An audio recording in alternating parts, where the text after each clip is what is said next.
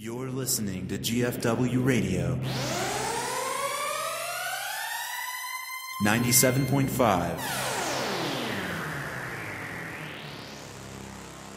The Brodeo.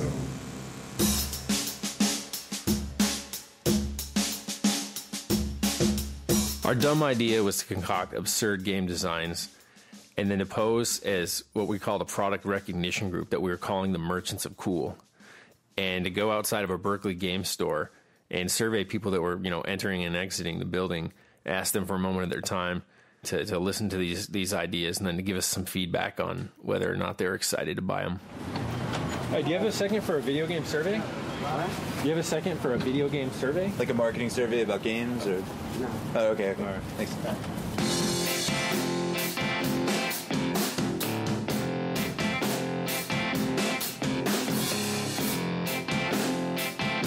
We go and stand out front of the store. We considered, getting a lanyard, bringing a bag of goodies to give people, ideally wearing a suit, except with like a game product t-shirt tucked in underneath. And gave up on all that and just dressed ourselves because we're pretty much game nerds as is. Didn't take any extra work. But we did get a clipboard and a pen, and we produced some survey sheets that were with a letterhead on them. Did all this stuff in InDesign so that it looked official. All right. So we're from a product recognition group called the Merchants of Cool. And basically what we do is we represent some games that are coming out really soon. And we just want to see if people are aware of them and what they think. And so the game I want to tell you about is called Tender Rondo, the Sensitive Saga. It's for the Xbox 360. This one's called Tender Rondo, the Delicate Saga.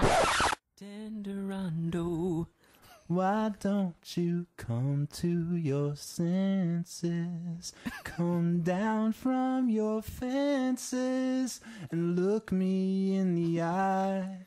Tender Rondo. Yeah. It's based on an anime, which is like a Japanese animated series, and it's going to appear on the Cartoon Network here in 2009. It's about a highly sensitive and highly reluctant teen hero named Rondo, and he's fighting the Killjoy Corporation. They're basically draining the world's emotions to power a doomsday device. So he uses his, hyper accentuated emotions to fight back. So he's like a teenage boy, super sensitive, kind of, like an emo kid with big hair and, a chip on his shoulder. Sure. And he uses his... Tight black pants. Exactly. The way that it works is on the Xbox 360 controller, of course, the buttons are different colors. So those colors correspond to the different emotional attacks he has. Like red is the anger, green is envy, and you can steal items from people that way. Your sadness is blue, and that's when you want to run away from a fight. You don't want to have to deal with it because you're not ready for it. That sounds cool. Yeah, that's cool. And it's got music by the composer Hiroaki Tokotaki. He does a lot of the stuff for the Cartoon Network animated series. Oh. And that's about it for this one. Yeah. So what do you think? That one sounds cool. It sounds pretty cool. It seems kind of cheesy to me. Okay, cheesy. It's okay. No, Is it the no title? The answers are title's wrong. translated directly from the Japanese. It's kind of weird. Does it seem weird? Yeah, it just seems like the whole description, like he controls with his emotions. It seems kind of weird. Maybe for some people, but Yeah, not maybe that for- many people. I mean, it sounds kind of like every other video game. Okay. I mean, it's sounding like there's gonna be something you have to stop, and it's gonna be like any other Sonic the Hedgehog type game or anything from like hit and run to I'm trying to think. Let's see.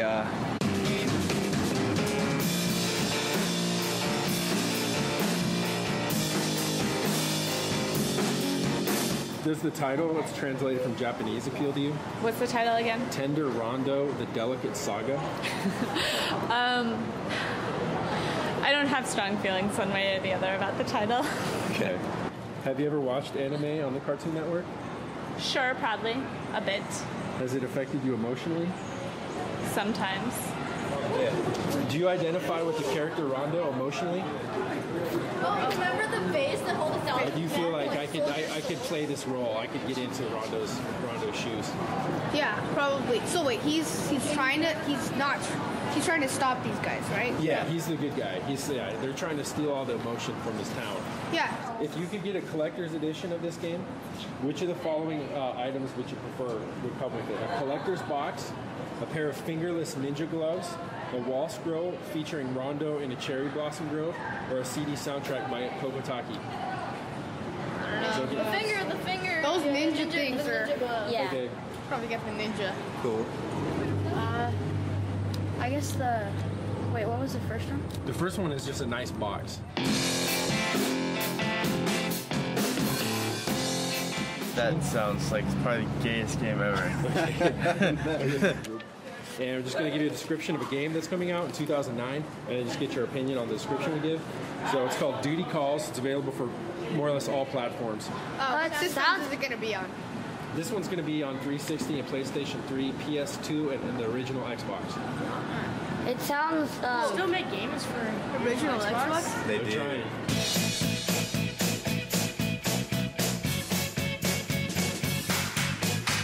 Duty Calls.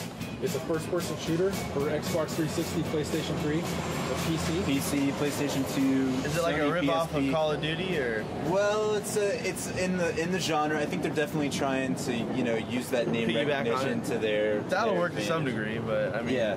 It's a lot like Call of Duty 4, but there's some new stuff. This one's got an online multiplayer mode with up to 6 players.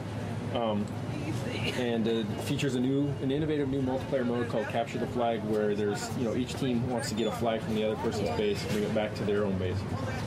It also uses what they call the big tech engine, because a lot of first-person shooters like this, they'll just have really small graphics and then they zoom in on them. In this case, they want to basically, I mean, how would you describe it? What they're telling us? From what I understand, most games actually they look normal size, but it's small, small guys zoomed in on, and this is life-size guys, full size.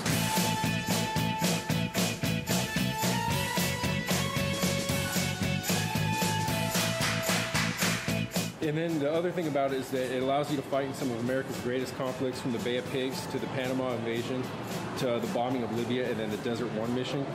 And so based on this description, what are your general impressions of the game? Sounds interesting. Was there anything in particular that struck you about it that was the one thing that you found most interesting? I like the different scenarios, like the Bay of Pigs, and having different themes of battlefields to choose from. So, what are your general impressions on this game? This one sounds really cool. More action. Yeah. It sounds a lot better, cooler because of how you said it's more. You said everything's bigger, and Yeah. it's more real. Okay. Yeah. That sounds cool. Yeah. I guess I'd play it. It's like Call of Duty 4. It probably seems pretty fun Yeah. because it's a good game. Do you ever read previews of the games online or in magazines? you're just on the back of the box. Okay. So, would you be interested in hearing more about the big tech engine on the back of the box? Would that be a good Yeah, item? that would be something to add. In any future marketing materials or previews in magazines or on the internet, would you like to hear more about the big tech graphics engine? No, it's not that interesting. It's particular to the small figures compared to the large figures. Yeah. Yeah, I mean, I guess I would have to see it to get a better feel for it. It's hard to describe. Yeah. Right.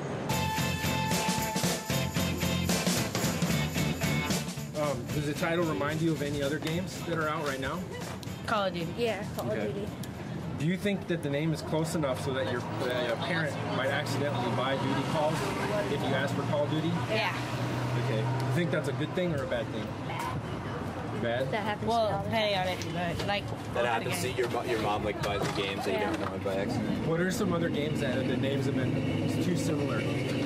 Well, it's not. My mom's just bad at games. It's not really similar. MVP baseball and MLB baseball. Yeah. Okay, that's a good one. I've heard that. Which of the following haircuts would you prefer that the main character of Duty Calls has? A shaved head, a flat top with fade and shaved stripes in the side, or just a helmet with a mysterious visor? The helmet. The helmet, yeah. Helmet. Well, I guess a helmet. Weapon Series visor would be best. I'll go with the helmet with the visor. Give him a G.I. Joe crew cut, Sergeant Slaughter crew cut. It's got to be like not as long as Guile, but like that. You know what I mean? Close. Yeah, like Paul from Tekken. Some verticality, but not like crazy. Exactly. Right. How enthusiastically on a scale of 1 and 20, with 1 being the least enthusiastically and 20 being the most, would you pay full retail price for duty calls? Probably 18. 16. Probably 18. Okay. Probably 10 right now. Okay, so it's halfway there. Lock and load, duty calls, surefire shooting, guts and balls, online mode, maybe best of all. Big tech graphics ain't have it small.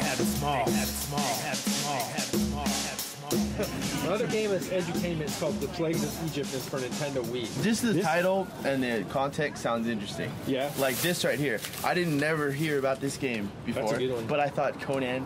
I was like, I always wanted to know what happened. Right. You know, 'cause Yeah. in the last one they were like, oh, he did this and then that happened. And it was just like, but what happened all Do the you time? like, well, So it was the content is interesting. So that one sounds. the content in this, though, is if it's going to matter if Moses is as exciting to you as Conan, because The Plagues of Egypt retells biblical stories from the Old Testament. Yeah. It combines the interactive That's smart. gameplay. That's smart, yeah. We're from a product recognition group called The Merchant's Cool. We're just going to tell you about a couple games that are coming out next year. And you Okay. tell us if you think they sound good or not. Got it. So the first one is called Plagues of Egypt. It uses the Nintendo Wii controller. Yes, You yes, ever heard of good. a game, Zack and Wiki? No. What type of game is it? It's called an adventure game, and it's based That's what on I the figured. stories in the Old Testament, the Bible. So like they have David and Goliath battle. You take this controller in your hand and you swing it around, and then let go of a button to throw the rock at Goliath. So in this game, in Plagues of Egypt, it's about Moses in the Old Testament, the Bible, and so you'll have him. Like he'll turn his staff into a snake, and you put the Wiimote down, and it'll hiss from the microphone in it, and it'll shake and vibrate. Or like if you've heard of the parting of the Red Sea, so you take the nunchuck and the Wiimote and you pull them apart, and then you smash them together, and then it'll drown all the people that are in the water. Oh. So one thing, you paint blood on the door just to keep the angel of death from coming and killing the firstborn. So you take I the need to see the Wiimote movie and slash Moses. it.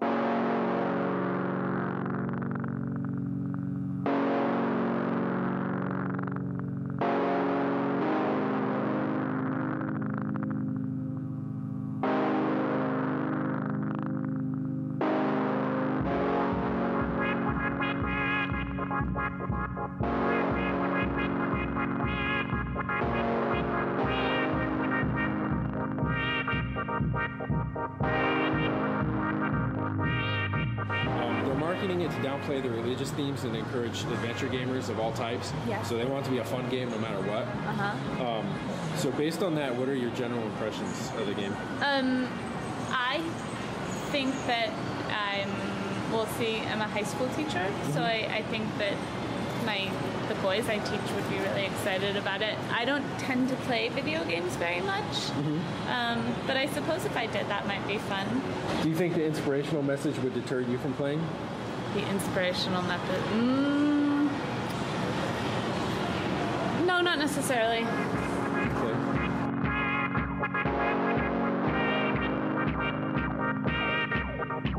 So based on that, do you think the game sounds cool? Yeah. Yes, because most of the Wii games coming out now aren't really involving movement. Yeah, like they don't involve Smash Bros. Brawl and like. So I think it's the whole idea of the using the Wii remote to do stuff like that. Because a lot of the games is just more of a punch. It's more like like so pressing I buttons. think that'd be The more movement stuff they could do, the better. Yes. And could you imagine it being used as a teaching tool in Sunday or public schools? Did they use the Passion of the Christ? I mean, that wasn't that good of a movie, but it got a lot of people back in the church. You know? Right. That's true. So do you think that the inspirational message would deter you from playing, or is it sound fun enough whether or not you know about Moses? Well, I would say it's not really. If I was going to buy that, I'd probably. Well, I don't think the inspirational thing would really make me not want to buy it. Okay. Do you think that maybe your grandmother might buy it for you for Christmas? Probably. What system would it be on? For Wii. Oh wait, I don't have a Wii. But if I had a, I have a Wii. I have a Wii. Okay. I don't think my grandma would buy it. I'm not sure my grandma will buy it, but my my uncle is. Yeah, he believes in the Old Testament, so. Okay.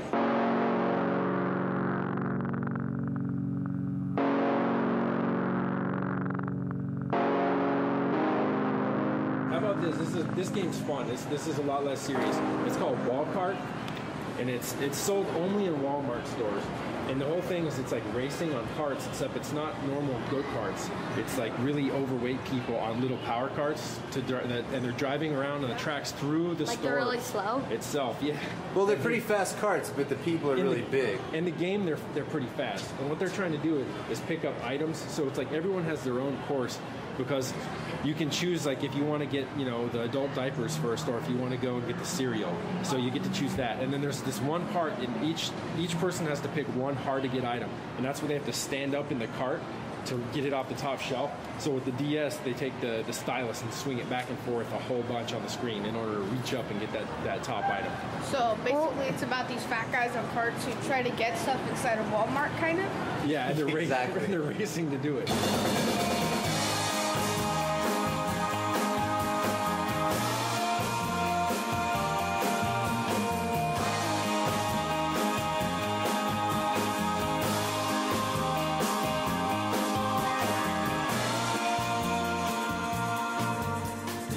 Teach any history? Sometimes. This is a good one, actually. This is a fun game. Uh-huh. It's called Founding Fighters: The Battle for the Constitution. Okay. And so it's like an arcade fighting game, like Street Fighter or Mortal Kombat, but featuring the delegates to the 1787 Constitutional Convention. So you fight like Tekken and shit like that. It's like a Tekken game, yeah. Like Ben Franklin versus Thomas Jefferson. Exactly. It's supposed to be like an education game, like on the terms of what kids like today. Like states' rights. Yeah, it's like the Federalists versus the Anti-Federalists. They're in Philadelphia for the Constitutional Convention. I'm putting you to sleep talking to you right now. even if you knew that it has moves such as Alexander Hamilton's Knickerbocker Shocker and the Philadelphia Filibuster. Free game online, maybe. Okay.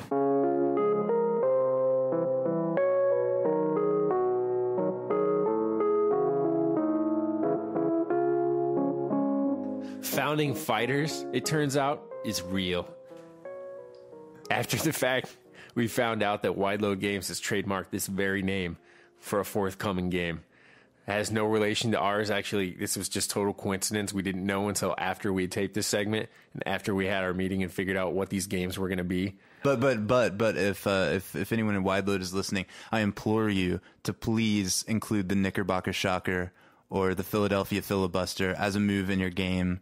We've obviously done some of the hard work it takes to create a game, and we don't mind if you want to take a little bit of that. We'll be flattered. Would you prefer the title The Founding Fighters or The Fighting Fathers? Founding Fighters, because Founding Fathers. No, Fighting Fathers sounds like, it'd be like... Like your dad? Yeah, like your dad at like your little hockey game or something. Would you, if you had to give it a review score based on your current knowledge, what would you give it out, 1 to 10? 8. One of the ideas they have is that players can sometimes, they do an attack that puts up a historical document on the right side of the screen if it's the other player, and they have to scroll through it and read it to get it off the screen, and meanwhile the player who did it to him gets to attack him and do combos on him. Do you think that sounds cool, or is that... Yeah, maybe. I don't really get that part. I think that would it's be like cool. It's like a punishment. Like if you're like... Like shove something in their face. Read it, bam! Yeah, and then they're like distracted. They can't even, beat you up because they're learning history. How do you make sure that they read it? Do you because they have to scroll. They have to down scroll, and so technically. Well, another thing is often in a lot of those games, it seems like people speak and say things. So if you could incorporate sort of the general philosophies of the founding delegates into their dialogue, like their just general dialogue, and it was out loud and auditory as opposed to just visual, because a lot of students don't absorb information as well if they read it themselves than if they hear it.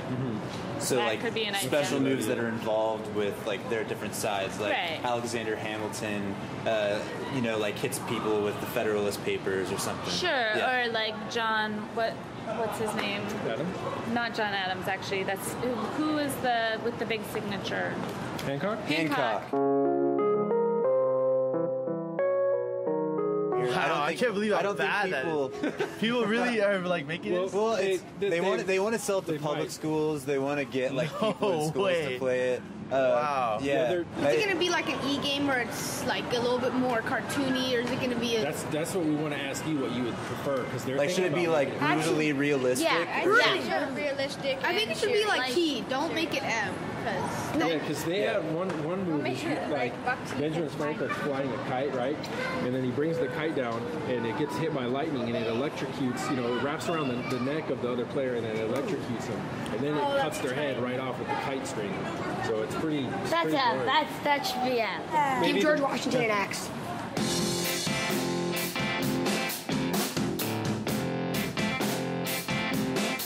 Would you prefer that the game be violent like Mortal Kombat, or toned down, more like Smash Brothers? Smash Bros is like, if it's gonna be toned down like Smash Bros, it's gotta be like, I'd have it as a 4-player game, and then have it like interactive environments, stuff like that, stuff moves, like have it on the boat for the Boston Tea Party, something like that. Oh, okay. Oh, that's a cool idea. If you were to play, would you choose the Anti-Federalist or the Federalist side? They're looking who to make the bad guys in the box, because they don't want it to just seem like it's a bunch of friends. I would probably try both. Okay. Just for fun. If you were to pick right now, would you choose to play on the Federalist side or the Anti-Federalist side? Anti-Federalist. I don't know. I'm gonna go with what he said. All right. Okay. Like being a psycho. Anything in particular about the Anti-Federalists that is appealing? No. Just, okay. Just fight the man. All right. So what are your impressions of this one? Well, I am worried perhaps about the historical accuracy of the delegates fighting it out Street Fighter style. I imagine that it might get quite a few kids interested in the development of the Constitution that wouldn't otherwise perhaps be so excited.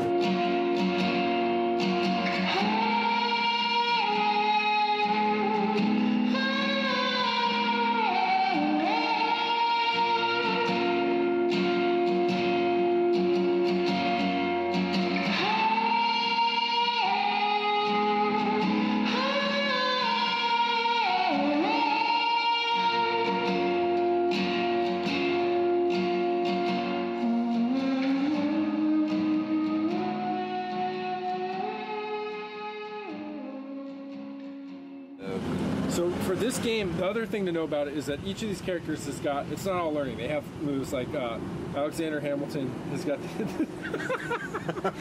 he's got the Knickerbocker Shocker.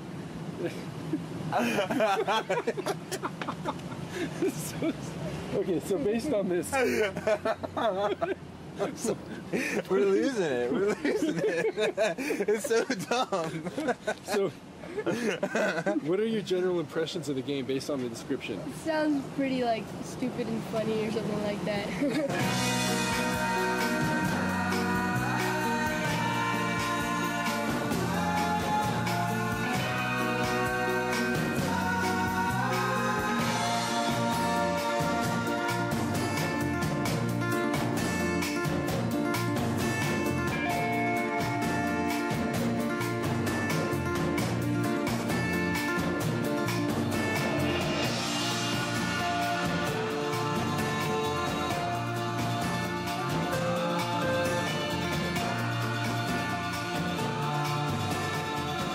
The Merchants of Cool were Sean Elliott and Robert Ashley, with Mission Critical Bullet Points by Anthony Gallegos.